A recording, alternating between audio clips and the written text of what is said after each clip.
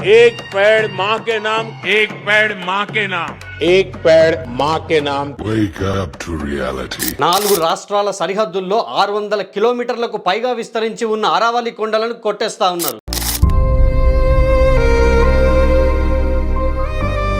ఒడిశాలో ట్రైబల్స్ ని నిర్దాక్షిణ్యంగా గెంటేసి అక్కడ ఉన్నటువంటి అడవులను మైనింగ్ కోసం ప్రైవేట్ కంపెనీస్ కి దారదత్తం చేస్తా ఉన్నారు. మహారాష్ట్రలోని నాసిక్లో సింహస్థ కుంభమేళా కోసం 100 ఏళ్ల నాటి చెట్లను నరికేస్తా ఉన్నారు.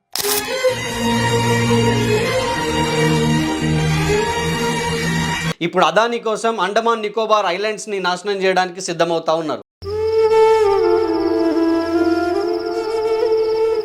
మీడియా ముందుకు వచ్చి మాకే నాంపే ఏక్ పేడ్ అని అంటూనే మరోవైపు లక్షలాది చెట్లను నరికి విధ్వంసాన్ని సృష్టిస్తూ అడవులను నాశనం చేస్తూ ఉన్నారు. మనం ఆల్రెడీ చూస్తున్నాం కదా, ఇప్పటికే ఢిల్లీ వంటి మహానగరాల్లో స్వచ్ఛమైన గాలి పీల్చుకునే దిక్కు లేక ఆక్సిజన్ సిలిండర్స్ పైన ఆధారపడతా ఉన్నారు. ఇది ఇట్లాగే కొనసాగితే భారతదేశంలోని అన్ని రాష్ట్రాల్లో ఇదే గతి పడుతుంది. ఇండియాలో year by year heat waves పెరుగుతూ ఉన్నాయి. ఎందుకని?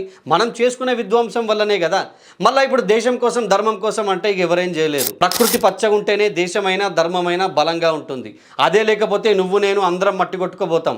బలిసినోడు ఎట్లాగో మన దేశం వదిలి విదేశాలకు వలస వెళ్ళిపోతా ఉంటాడు, కానీ నువ్వు నేను మాత్రం ఇక్కడే ఉండాలి. ఎవరు ఏ పొలిటికల్ పార్టీనైనా అభిమానించవచ్చు, కానీ తప్పును తప్పని చెప్పండి.